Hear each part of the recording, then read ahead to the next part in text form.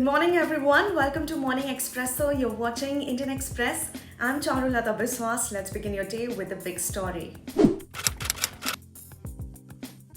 Prime Minister Narendra Modi told BJP workers that the massive fourfold jump in capital spending compared with 2013-14 will bring more investment and open multiple job avenues for the youth.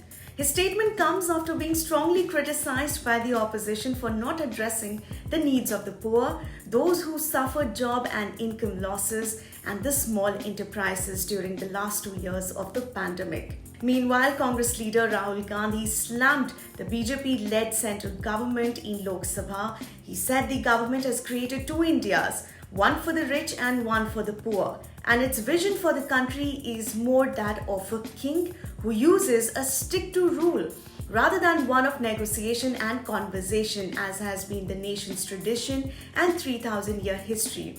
Gandhi's scathing reply touched upon a range of issues from the silence over jobs in the budget speech to what he called the decimation of the small and medium industry to the concentration of capital in the hands of a reference to Ambani and Adani. Here are the stories you'll find only in Indian Express. Days after Pakistan released its first national security policy centered on connectivity and geoeconomics, Moeed Yusuf, the country's national security advisor, in an interview to the Indian Express, talks about what he calls the stumbling blocks in ties with India, the change in Kashmir, and the opportunities Afghanistan provides. Catch this interview only in Indian Express. Let's have a look at the front page.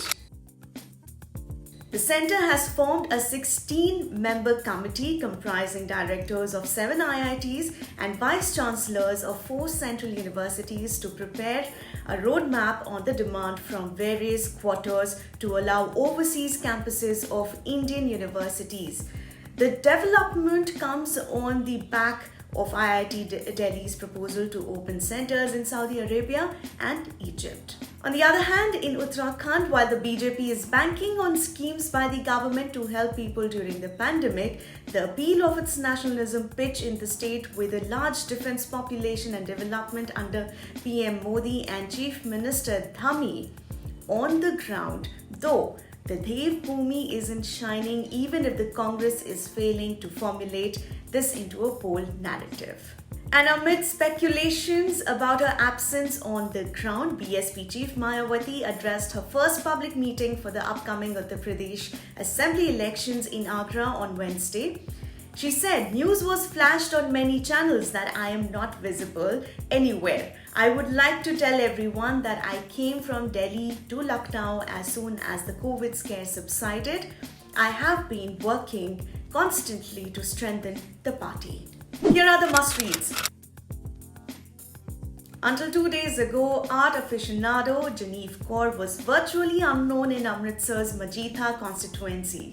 That was until her husband Bikram Singh Majithia, one of Punjab's most controversial politicians, decided to shift to Amritsar East, where he is set to go head-to-head against State Congress Chief Navjot Singh Sidhu.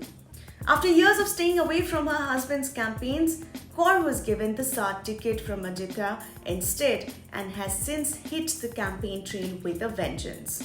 One would assume that with the temple coming up in the heart of Ayodhya, the BJP must be relatively confident about its victory in the high-profile constituency ahead of the upcoming assembly polls. But in reality, the social composition of Ayodhya, home to 65,000 Dalit voters, 40,000 Brahmins and around 1 lakh Muslim and Yadav voters, poses a challenge to the Saffron party. What's more, the BJP sitting MLA Ved Prakash Gupta is up against SP's Tej Narayan Pandey, who defeated the BJP's 5-term MLA Lalu Singh in 2012 when the BJP lost the seat for the first time since 1991. Chairman of the 15th Finance Commission N.K. Singh writes on what the budget represents in our column. This budget is a commendable balancing act. It is seeking symmetry between contradictory pulls and pressures. It represents continuity with trust. Shardul Thakur doesn't hesitate to call himself a genuine all-rounder. The way he has performed in the last few months, Thakur has become a player teams can't ignore. In an interview with the Indian Express, he speaks about his batting, the partnership breaker tag, and more. And in today's Delhi Confidential, BJP MP from UP, Geet alias Chandraprabha set a new record when she moved the motion of thanks to the President's address in Rajya Sabha and opened the debate. The last time a woman MP did that was 28 sessions ago in 2013. And finally, in today's episode of the Three Things podcast, we discuss the value the latest union budget places on technology. That's a news wrap from my end. For more news and updates, don't forget to subscribe to our channel, The Indian Express. Thank you so much for watching.